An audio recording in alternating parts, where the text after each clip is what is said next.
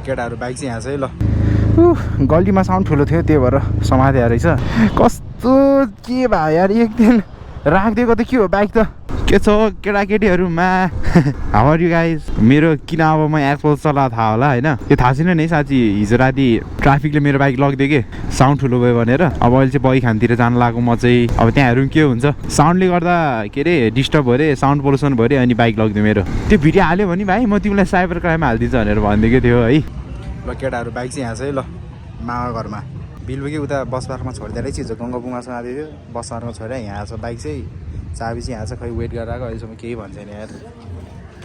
तनावै तनाव आम कति बाइक छ यहाँ त केटा हो यहाँ कावासाकी ल्याएर रहेछ कि कावासाकी क्या हो बाइक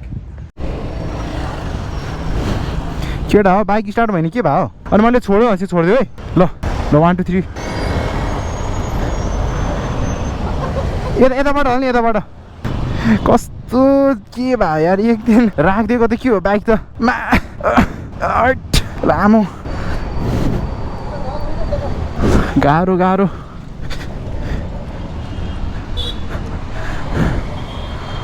गियरमा हेरौँ है ल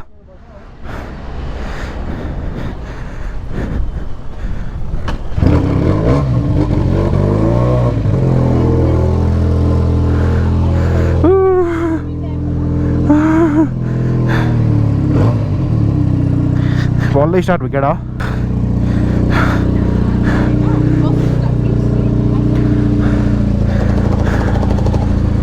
नर्मल सिट हान्थ्यो केटा हो 500 को